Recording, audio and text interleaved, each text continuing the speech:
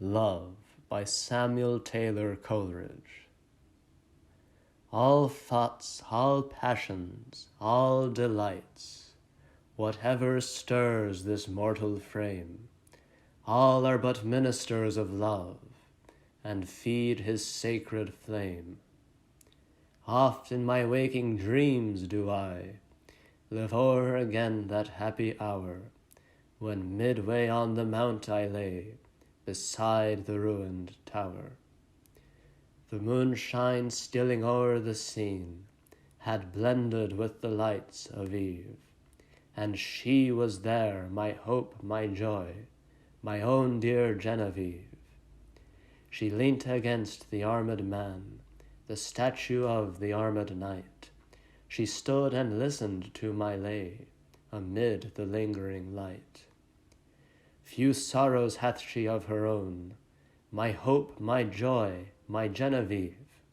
She loves me best whene'er I sing the songs that make her grieve.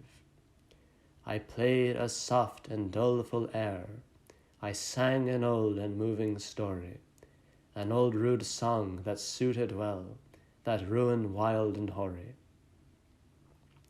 She listened with a flitting blush, with downcast eyes and modest grace, for well she knew I could not choose but gaze upon her face.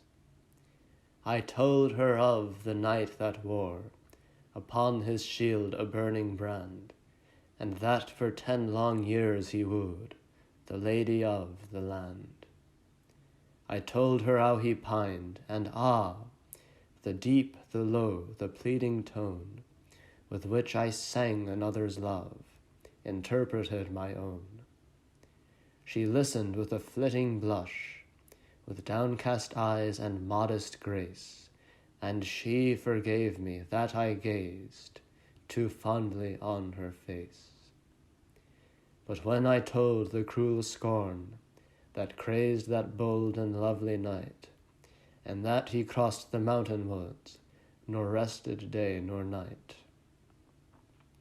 that sometimes from the savage den, and sometimes from the darksome shade, and sometimes starting up at once in green and sunny glade, there came and looked him in the face an angel beautiful and bright, and that he knew it was a fiend, this miserable night, and that, unknowing what he did, he leaped amid a murderous band, and saved from outrage worse than death the lady of the land. And how she wept and clasped his knees, and how she tended him in vain, and ever strove to expiate the scorn that crazed his brain. And that she nursed him in a cave, and how his madness went away, when on the yellow forest leaves a dying man he lay. His dying words, but when I reached that tenderest strain of all the ditty, my faltering voice and pausing harp disturbed her soul with pity. All impulses of soul and sense had thrilled my guileless Genevieve, the music and the doleful tale, the rich and balmy eve. And hopes and fears that kindle hope, an undistinguishable throng, and gentle wishes long subdued and cherished long. She wept with pity and delight, she blushed with love and virgin shame, and like the murmur of a dream, I heard her breathe my name. Her bosom heaved, she stepped aside, as conscious of my look she stepped, then suddenly with timorous eye she fled to me and wept. She half enclosed me with her arms, she pressed me with a meek embrace, and bending back her head looked up, and gazed upon my face.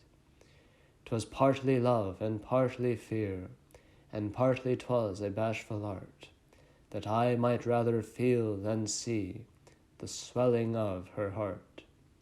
I calmed her fears, and she was calm, and told her love with virgin pride, and so I won my Genevieve, my bright and beauteous bride.